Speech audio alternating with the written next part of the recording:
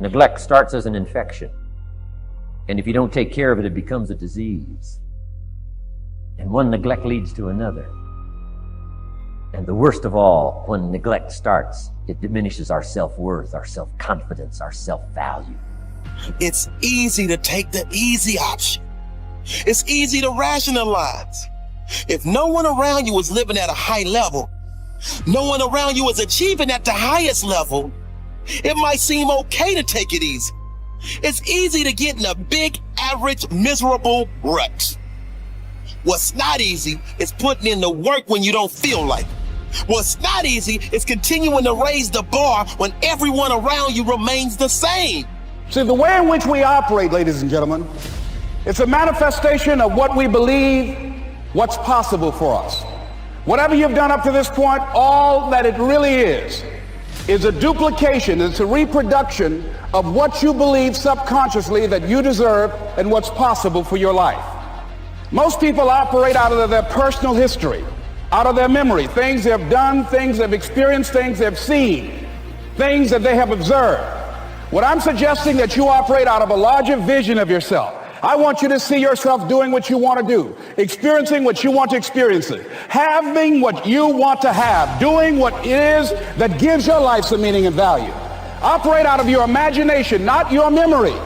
Because whenever you look at where you want to go, I'm wanting to warn you, you will have some conversation back here after you go through the data that you've experienced in life saying you can't do it. And so what you want to begin to do is ignore that inner conversation. Your biggest strength in life will be the perception that you have over yourself. How do you feel about yourself? Your self-worth. What is that?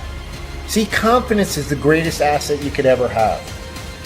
And that is built based on experience, based on living. If you want to be successful, you have to change this.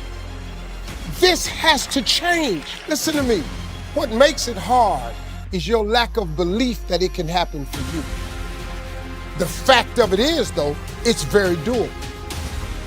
See, but you got to change, though. If you keep doing what you've been doing, you're going to keep getting what you've been getting. So if you're at a place in your life and you ain't happy with it, you have to change some things. But you have to make a conscientious decision that you're going to change.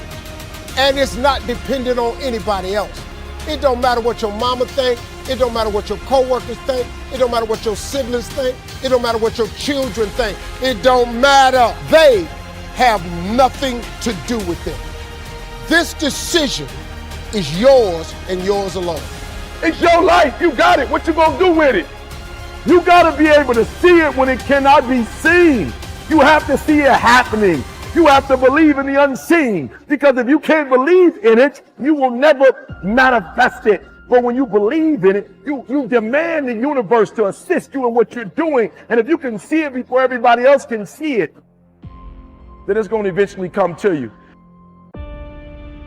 We're so familiar with ourselves, we tend to take ourselves for granted. We tend to minimize the things we can accomplish, the goals we can reach, and for some equally strange reason, believe others can accomplish things in our field which we cannot. There are literally millions of human beings living narrow, darkened, frustrated lives, living defensively, simply because they take a defensive, doubtful attitude toward themselves, and as a result, toward life in general. Many people are suspicious of and oppose change, yet change is the one thing in life on which we can absolutely count. People who stay young all the years of their lives not only welcome change, but see it for what it really is, new opportunity, new chances for further fulfillment. Attitude is a reflection, a result of a person's will. It is incalculably powerful. It can bring about marvelous results for us, but we need to train it patiently, day by day. Now let's talk about the attitudes of people who are successful. The top 5% of the people who go sailing through life from one success to another, and who, even when they fail at something, shrug it off and head right out again.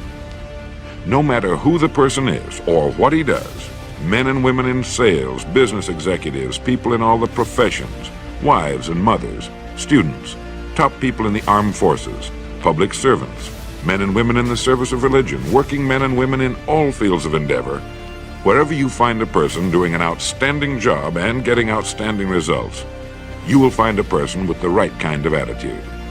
These people take the attitude toward themselves that they can accomplish what they set out to accomplish, that there's no good reason on earth why they can't be competent, successful. They have a healthy attitude toward themselves and, as a result, toward life and the things they want to accomplish. And because of this, they achieve some remarkable things, and they come to be called successful, outstanding, brilliant, lucky, and a lot of other things.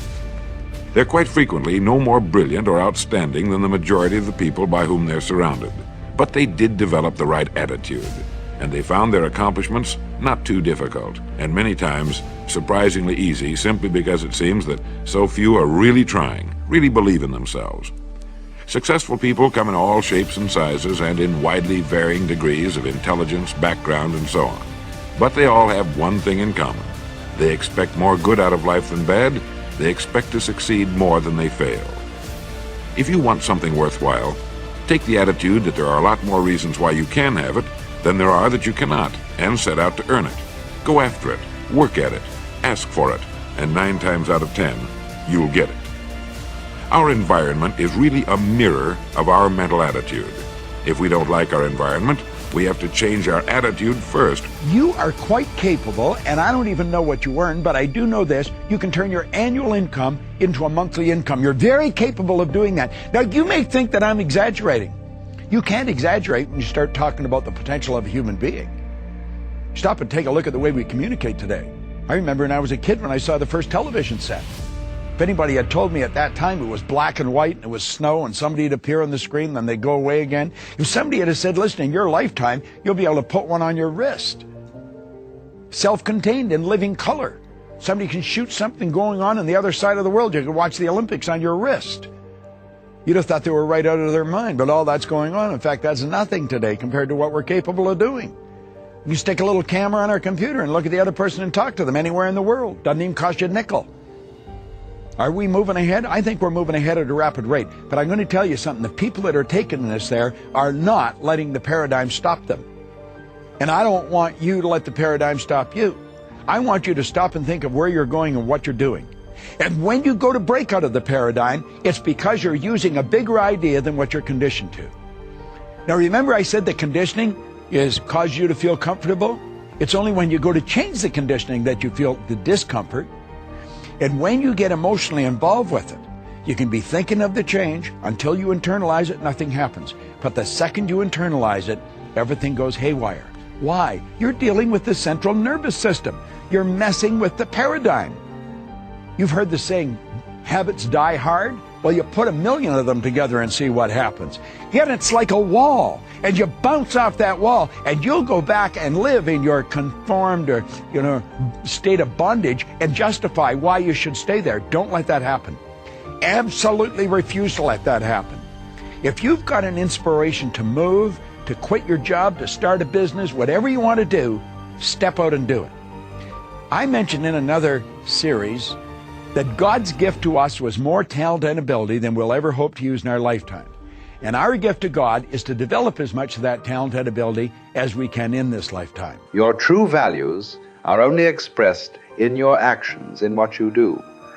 You can tell what you truly believe by observing what you do in any situation in which you have to make a choice, especially when you are under stress and pulled in 2 directions at once, with opposing demands or responsibilities. This is when your true values are revealed.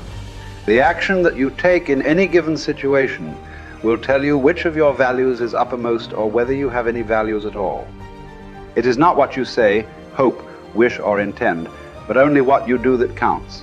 Your choices of the actions you take tell you unerringly who you really are. You can develop within yourself a superb set of values by acting as though you already had those values. You can develop integrity and courage and compassion and confidence by behaving as though you already had these qualities. The more you act the part, especially when you demonstrate these qualities under stress or when you feel like doing or saying something else, the more rapidly these qualities become a permanent part of your mental makeup. The more you practice good values, the more rapidly you become a truly superior person. The keys to developing the unshakable self-confidence that will make everything else possible for you are self-control, self-mastery, and self-discipline. Self-confidence can come directly by behaving in a self-confident manner, but more often it comes indirectly by doing and saying the things and practicing the behaviors that lead to self-confidence. The most important self-development behavior is living consistently with your highest values at every opportunity. Appreciate how special you are. There will never be anyone exactly like you. You were given special gifts and talents to share with the world. And even though everybody has special gifts and talents, nobody will use theirs quite the same way you do. You have a way of being in the world and a perspective that's unique to you. You are the only one who thinks your thoughts the way you think them. You have created your own unique reality and are living your life according to your own unique path.